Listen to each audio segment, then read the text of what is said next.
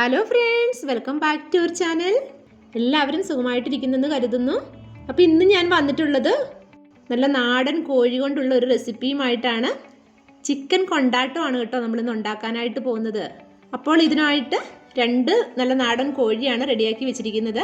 ഇതിപ്പോൾ രണ്ടും കൂടി ഒരു 2 കിലോ കാണും, അത്രയേ ഉള്ളൂ. അപ്പോൾ ഈ ചിക്കൻ ഒന്ന് കട്ട് ചെയ്തെടുത്തുകൊണ്ട് വരാൻ, ചെറിയ പീസുകളാക്കിയിട്ട്. അപ്പോൾ ചിക്കനൊക്കെ ഇതുപോലെ ഈ ഒരു വലിപ്പത്തിൽ കട്ട് ചെയ്തെടുത്തിട്ടുണ്ട്. സാധാരണ കോഴിയും അതുപോലെ തന്നെ നാടൻ കോഴിയും തമ്മിൽ കറി വെച്ച് കഴിയുമ്പോൾ നല്ല വ്യത്യാസമാണ്. നാടൻ കോഴിക്ക് എന്ന് പറയുമ്പോൾ നല്ലൊരു ടേസ്റ്റാണ്. പിന്നെ ഇത് ഉണ്ടാക്കാനായിട്ട് തുടങ്ങാം. അപ്പോൾ ഈ ഒരു പാത്രത്തിലേക്ക് ആദ്യമേ എണ്ണ ഒഴിച്ചു കൊടുക്കാം. ഈ എണ്ണ ചൂടായി കഴിയുമ്പോഴേക്കും ഇതിലേക്ക് ജിഞ്ചറും ഗാർലിക്കും കൂടി 1 ടേബിൾ സ്പൂൺ അളവിൽ ചേർത്ത് കൊടുക്കാം. ഇതിപ്പോൾ ഞാൻ നന്നായിട്ടൊന്ന് ചതച്ചെടുത്താണ്. പേസ്റ്റ് രൂപത്തിൽ അങ്ങ് ആയിട്ടില്ല, നല്ല നന്നായിട്ട് ചതച്ചാണ് എടുത്തിട്ടുള്ളത്. ഇത് 2 മിനിറ്റ് നേരത്തേക്കൊന്ന് ചൂടാക്കി എടുക്കണം.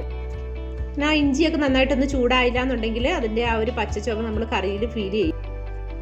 ഈ ഇഞ്ചിയും വെളുത്തുള്ളിയൊക്കെ ഒന്ന് മൂത്ത് വരുമ്പോഴേക്കും 2 വറ്റൽമുളക് ചേർത്ത് കൊടുക്കാം. ഇനി ഇതിലേക്ക് കുറേശ്ശെയായിട്ട് മസാലകളോട് ചേർക്കണം.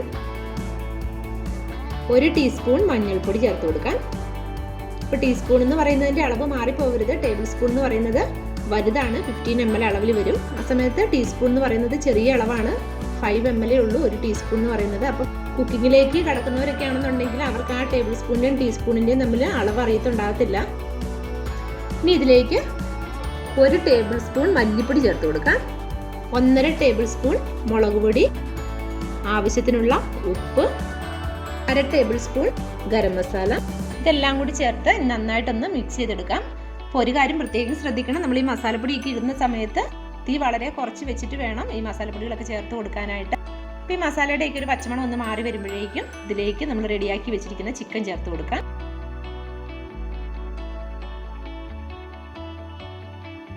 ഇനി ഇതെല്ലാം കൂടി ഒന്ന് മിക്സ് ചെയ്ത് കൊടുക്കാം. മിക്സ് ചെയ്ത് കൊടുത്തതിന് ശേഷം മൂടി വെച്ച് വേവിച്ചെടുക്കുകയാണ് ചെയ്യുന്നത്. നാടൻ കോഴി എന്ന് പറയുമ്പോൾ നമുക്കറിയാം സാധാരണ കോഴിയെ കഴിഞ്ഞും കുറച്ചുകൂടി വേവ് കൂടുതലാണ്. അപ്പം വെന്ത് കിട്ടാനായിട്ട് കുറച്ച് സമയം കൂടുതലെടുക്കും. അപ്പോൾ ഒരു മീഡിയം ഫ്ലെയിമിൽ അല്ലെങ്കിൽ ലോ ഫ്ലെയിമിൽ ഇട്ടതിന് ശേഷം തന്നെ ഒരു അരമണിക്കൂറോളം ഒക്കെ എടുക്കും ഇതൊന്ന് നന്നായിട്ട് കുക്കായി വരാനായിട്ട്. അപ്പോൾ ഇത് നന്നായിട്ടൊന്ന് ചിക്കനൊക്കെ ഒന്ന് ചൂടായി വന്നിട്ടുണ്ട്. ഇതിലേക്ക് ഒരു 1/2 കപ്പ് തിളപ്പിച്ച വെള്ളവും കൂടി ഒഴിച്ചു കൊടുക്കാം. ഇത് വീണ്ടും മൂടി വെച്ച് വേവാനായിട്ട് വെക്കാം. അപ്പം ഒരുപാട് വെള്ളം ഒഴിക്കേണ്ട ആവശ്യമില്ല, കാരണം ഈ ചിക്കൻ വെന്ത് വരുന്തോറും അതിൽ നിന്ന് വെള്ളം ഇറങ്ങി വരും. പ്രത്യേകിച്ച് നമ്മൾ നോൺ സ്റ്റിക്ക് പാനൊക്കെയാണ് ഉപയോഗിക്കുന്നതെന്നുണ്ടെങ്കിൽ ചോട്ടി പിടിക്കുന്നുള്ളൊരു പേടിയും വേണ്ട. ഇപ്പോൾ ഒരു ഏകദേശം 20 മിനിറ്റ് ആയിട്ടുണ്ട് കേട്ടോ ചിക്കൻ വേവാനായിട്ട് വെച്ചിട്ട്. കണ്ടോ, ഇത്രയും വെള്ളമുണ്ട് ഇപ്പം തന്നെ. ഇനി ഈ വെള്ളമൊക്കെ നന്നായിട്ടൊന്ന് വറ്റി വരുന്നിടം വരെ വെയിറ്റ് ചെയ്യാം. മൂടി വെച്ച് വീണ്ടും വേവിക്കാനായിട്ട് വെക്കാം. ഇപ്പോൾ ഇതാ നമ്മുടെ ചിക്കനിലെ വെള്ളമൊക്കെ വറ്റി വെന്ത് റെഡി ആയിട്ടിരിക്കുകയാണ്. ഇനി ഇത് ഫ്ലെയിം ഓഫ് ചെയ്ത് വെക്കാം. വേറൊരു ചീനച്ചട്ടി ചൂടാവാനായിട്ട് വെച്ചിട്ടുണ്ട്. ഈ ചൂടായ ചട്ടിയിലേക്ക് കുറച്ചുകൂടി എണ്ണ ഒഴിച്ചു കൊടുക്കാം. എണ്ണ നമ്മൾ ഓയിലോ വെളിച്ചെണ്ണയോ എന്താണോ നമ്മൾ വീട്ടിൽ യൂസ് ചെയ്യുന്നത് അത് തന്നെ ഉപയോഗിച്ചാൽ മതി. ഇതിലേക്ക് ഒരു 1/2 തുടം വെളുത്തുള്ളി ചെറുതായിട്ട് അരിഞ്ഞതാണ്, അത് ചേർത്ത് കൊടുക്കാം.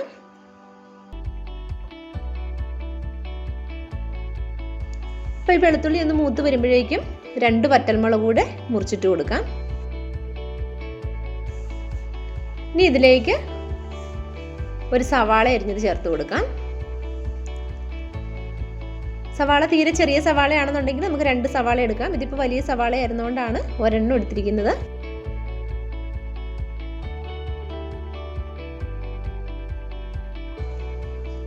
ഈ സവാളയും ഇതെല്ലാം നന്നായിട്ട് വഴന്നു വന്നിട്ടുണ്ട്. ഇനി ഇതിലേക്ക് 2 ടേബിൾ സ്പൂൺ അളവിലുള്ള മല്ലിയില അരിഞ്ഞത് ചേർത്ത് കൊടുക്കാം. അതേ അളവിൽ തന്നെ പുതിനയും ചേർത്ത് കൊടുക്കാം. പുതിനയില, 2 തണ്ട് കറിവേപ്പില ഇട്ട് കൊടുക്കാം. ഈ ഇലകളെല്ലാം ചേർന്ന് ഇലയൊന്ന് വാടി വരുമ്പോഴേക്കും കുറച്ചുകൂടി മുളക് പൊടി ചേർത്ത് കൊടുക്കണം. 1 ടീസ്പൂൺ മുളക് പൊടിയും കൂടി ഇട്ട് കൊടുക്കുന്നുണ്ട്. ആ സവാളയിലേക്കൊക്കെ പിടിക്കാനായിട്ടാണ് കുറച്ച് മുളക് പൊടിയും കൂടി എക്സ്ട്രാ ചേർത്ത് കൊടുക്കുന്നത്. അപ്പോൾ ആ മുളക് പൊടി എല്ലാം കൂടി ഒന്ന് ചൂടായി വരുമ്പോഴേക്കും നമ്മൾ റെഡിയാക്കി വേവിച്ച് വെച്ചിരിക്കുന്ന ചിക്കൻ ഇതിലേക്ക് ഇട്ട് കൊടുക്കാം. ഇനി ഇതെല്ലാം കൂടി നന്നായിട്ടൊന്ന് ഒരല്പം ഡ്രൈ ആക്കി എടുക്കണം. അപ്പോൾ നമ്മളിതിൽ ഒട്ടും ഗ്രേവിയോട് കൂടിയല്ല ഈ ഒരു കറി തയ്യാറാക്കുന്നത്, നല്ല ഡ്രൈ ആയിട്ട് തന്നെയാണ്. അപ്പോൾ ഈ മസാലയെല്ലാം നമ്മുടെ ഈ ചിക്കനിലേക്ക് ഒന്നുകൂടി ആ സവാളയും എല്ലാം കൂടി നന്നായിട്ടൊന്ന് മിക്സ് ആവുന്ന രീതിയിൽ ഇളക്കിയെടുക്കാം. അപ്പം നമ്മുടെ നല്ല ടേസ്റ്റി ആയിട്ടുള്ള ചിക്കൻ കൊണ്ടാട്ടം ഇവിടെ റെഡിയാണ്. ഇനി ഇത് സെർവിങ് പ്ലേറ്റിലേക്ക് മാറ്റാം. അപ്പം നിങ്ങൾക്ക് എല്ലാവർക്കും ഈ ഒരു വീഡിയോ ഇഷ്ടമായിട്ടുണ്ടെന്ന് കരുതുന്നു. നമുക്ക് നാടൻ കോഴി തന്നെ വേണമെന്നൊന്നുമില്ല, സാധാരണ കോഴിയാണെങ്കിലും ഇതുപോലെ തന്നെ ചെയ്യാം കേട്ടോ. അപ്പോൾ നിങ്ങൾ എല്ലാവരും ഇതൊന്ന് ട്രൈ ചെയ്യുക. എന്നിട്ട് നിങ്ങൾക്ക് ഇഷ്ടമായിട്ടുണ്ടെങ്കിൽ ലൈക്ക് ചെയ്യാനും ഷെയർ ചെയ്യാനും അതുപോലെ തന്നെ കമൻറ്റുകൾ അറിയിക്കാനായിട്ട് മറക്കരുത്. Thank you for watching.